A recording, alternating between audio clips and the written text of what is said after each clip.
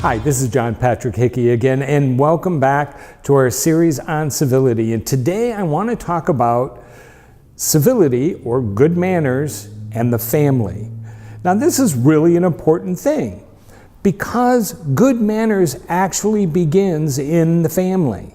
This is where we teach each other, as well as our children, how to have good manners. And I said early in this series, the good manners is based on respect and kindness to other people, but that the elements of good manners that we've often been taught, saying please and thank you, how we eat at the dinner table, opening the door, doing kind things for people, all of those things are important.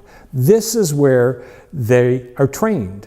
This is where it makes a difference. Last time we just talked about business and good manners and how important it was that people in business, whether you're an employee or an employer, have good manners and understand how to be civil and kind to people. Well, if you don't learn this when you're young, chances are you're not going to take it into business with you either. Our life is based on these principles, and you have to teach our children. If parents would understand that teaching the principles of good manners is not just to make your life at home a little bit more pleasant, but the fact that you are preparing your children to go into a world that basically can be very uncivil, and how to survive and raise above all of that is an important task. What we teach our children is going to make a difference in their lives, not just in the lives of other people, but in their life. Their success depends on how they communicate and get along with the world that they move into. So we teach them good manners. We teach them how to be respectful. We teach them how to reach out into the world. And it makes no difference what kind of family background you come from.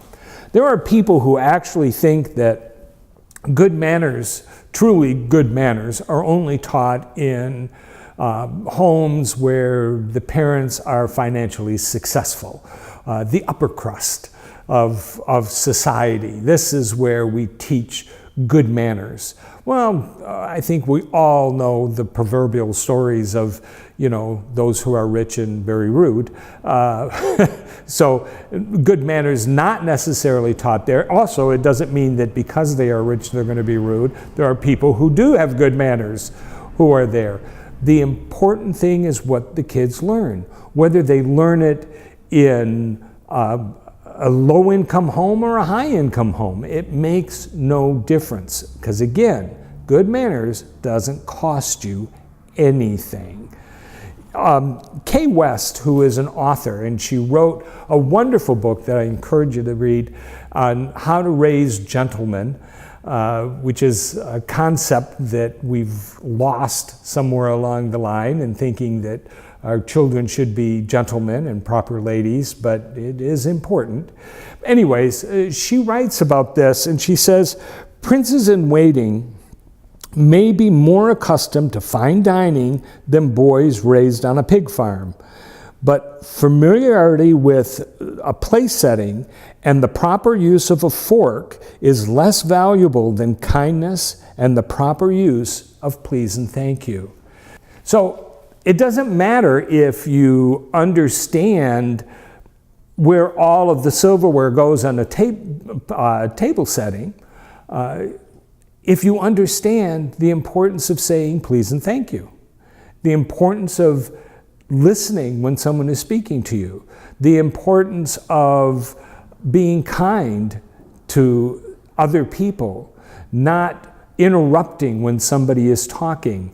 There are so many aspects of good manners that children can learn that will add value to their life and help them move forward in their careers, in their just daily living, that they will become more positive, more productive people. It's amazing how good manners affects so many areas of life. We often just see it as a passing thought. And yet at the same time, it is a foundation. It is, the thing that holds us together is how we communicate and how we treat one another. There is a group called Knights of the Free Company. This is just a group of men who get together, but one of the things that they really strive for is to understand chivalry, understanding good manners, teaching young men how to be gentlemen, how to properly treat other people. It is an organization of men dedicated to teaching young men how to be good men. They have a motto that says that chivalry never died, the gentleman in most men did. Being male is a matter of birth. Being a man is a matter of age. Being a gentleman is a matter of choice. We make those choices. Just as when our children are small, the parents make the choice that they're going to learn to read because reading is important. They learn math because math is important. They go to school. They are taught how to work, how to have a particular skill. There's many things that we teach kids. Manners has to be up there amongst them. Not just because, as I said, you want your home to be a pleasant place to be in, but because it is important to their success as a human being. It is important in no matter what area of life they go into, that they understand how to be civil, how to have good manners, and how to stand above the crowd. This is John Patrick Hickey, and until next time, I do want to encourage you to be your best, love God, have good manners, discover the unknown, and change your world.